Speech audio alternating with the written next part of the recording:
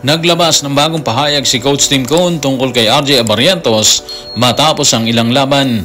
Si Coach Yang Giao ibinida naging sekretong formula matapos putulin ng pananalasa ng SMB sa kupunan mula pa noong September 2021. At si Junmar Fajardo inaming nag-usap ang coaching staff ng SMB bunga ng kalagayan ni Jordan Adams na nagtamo ng injury versus rain or shine. Tutukan po natin ang lahat ng yan. Pero bago yan, paki-subscribe, like and share na lang muna para pareho tayong updated. Hindi nakaligtas sa mapanuring mata ni Coach Tim Cone ang ikinikilos ni RJ Barrientos sa kupunan ng Barangay Ginebra. Bit-bit ang karanasan na nakuha sa KBL at B-League. Isiniwalat ng Gilas mentor ang nakikita kay RJ Barrientos matapos magtala ng dekalibreng performance versus Phoenix Fuel Masters. Narito ang kanyang pahayag. Tutukan natin si Coach Tim sa report ni Dalvin Juquino ng Rappler. Si RJ hindi na siya rookie kasi naglaro na siya sa Korea, sa Japan. Hindi na ito bago sa kanya kasi naglaro na siya sa mataas na level. Sa katunayan, nagiging isa na siya sa mga role model. Naglalaro siya na parang veterano, hindi siya yung parang baguhang player. Alam nyo, kahit anong sabihin natin, swerte talaga ang Ginebra kay RJ Barrientos. Tad-tad na kasi siya ng karanasan meaning ando na yung kumpiyansa niya sa bawat laban at hindi mo pwedeng baliwalain lang yun. Walang katapat po yun. Yung pwesto niya sa team bilang point guard, ang laking bagay po nun.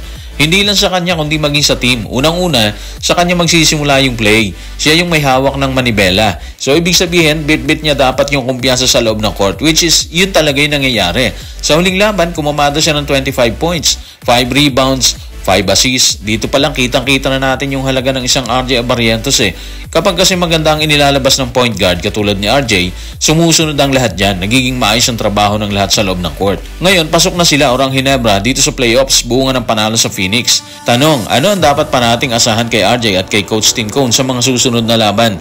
Sa tingin ko, mas mabibigyan niya talaga ngayon ng oras si RJ ni Coach Tim Cone. Eto si RJ Barrientos Alam niya kasi na mas mabubuo ang kumpiyansa ng isang player katulad ni RJ kapag nabigyan siya ng oras At kapag nangyari yan, mas magpapakita si RJ. Mas ibibigay niya ang kaya niyang ibigay para sa Ginebra. Habang papuri ang ibinabato ngayon ni Coach Tim Cone kay RJ Barrientos, ibinahagi naman ni Coach Yang Giao ang naging sekreto ng rain or shine para tuloy ang basagin ng SMB sa huling laban.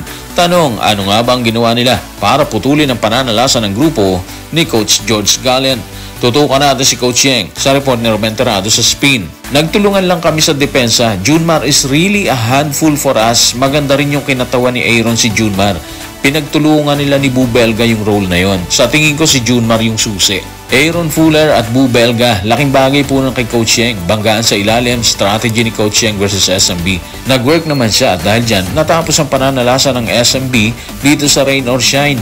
Base rin kay Coach Yang, tagal na nilang hindi nananalo sa SMB. At base sa record, mula September 12, 2021, hindi na nanalo ang rain or shine sa San Miguel Beer. At sineryoso talaga nila yon. Gumawa siya ng isang experiment na sa tingin niya magiging tool ng rain or shine. And the rest is history. Sa laban kumumada si Junmar ng 14 puntos at 12 rebounds. Habang nagtala si CJ Perez ng 27 points, 6 rebounds at 6 assists. Problema na fouled out si CJ sa dulo ng laban. Si Terrence Romeo meron din siyang 24 points kapareho ni Jordan Adams. Nagkaroon naman siya ng injury sa final quarter, etong si Adams. Kung titingnan natin mabuti, ang lalaki ng production nila, di ba? Pero hindi naging sapat ang lahat ng yon. Base rin kay Coach Yang, nagtulungan talaga ang lahat Sa puntos, nagtala si Karakot ng 20, si Fuller meron 17, si Belga meron 16, si Noko meron 16, Mamuyak meron 12, si Norwood meron 10. Anim na player ng rain or shine na kumumada ng double digit. Para pulbusin ang grupo ni Junmar Fajardo. Sa panalo ay tila walang pagsidla ng kasiyahan ng grupo ni Coach Yang Giao habang naiwang nag-aalala ang grupo ng SMB bunga ng injury na tinamo ni Jordan Adams. Sa panayam ng media, hindi na ikinaila ni Junmar Fajardo ang naging aksyon ng coaching staff sa nangyari kay Adams. Narito ang pagbubulgar. Tutukan natin si Junmar sa report ni Jerry Ramos sa Spin. Sana hindi serious yung condition niya. Sabi niya masakit daw Nag-usap yung mga coaches kanina pero hindi ko alam kung ano yung napag-usapan. Siguro bukas i-assess yun. Baka hindi siya makalaro next game kasi hindi naman mag-heal yung hamstring in 24 hours. Okay, so doon tayo sa baka hindi makalaro sa susunod na laban. Mabigat yun sa parte ng SMB. Yung inaasahan kasi nila, bigla-bigla mawawala, di ba? Mawawalan sila ng import kung hindi makalaro si Jordan Adams. Ito siguro yung rason bakit nag-uusap kaagad ang coaching staff. Siyempre, hindi natin alam kung ano usapan nila dyan, pero sigurado tayo na alam nila yung magiging consequences sakaling hindi makapaglaro si Adams sa susunod na laban. Base naman sa templehealth.org, gumagaling ang hamstring injury sa loob lang ng ilang araw. Pero may mga kaso rin na tumatagal ng ilang linggo or buwan bago tuluyang gumaling. So kung mild yung injury ni Jordan Adams, posibleng makabalik kaagad siya sa laban. Pero kung hindi siya mild or kung malala yung nakuha niya, baka ilang linggo or buwan ang abuti niya bago siya gumaling. Wag naman sana kasi sayang naman yung ratsyado ng SMB kasama siya, di ba? Kung tatagal kasi yan, walang ibang option ng SMB kundi magpalit ng import. Hindi naman natin sinabing magpapalit sila kagad. Depende pa rin yan sa tindi ng injury na nakuha ni Jordan Adams. So guys, maraming salamat.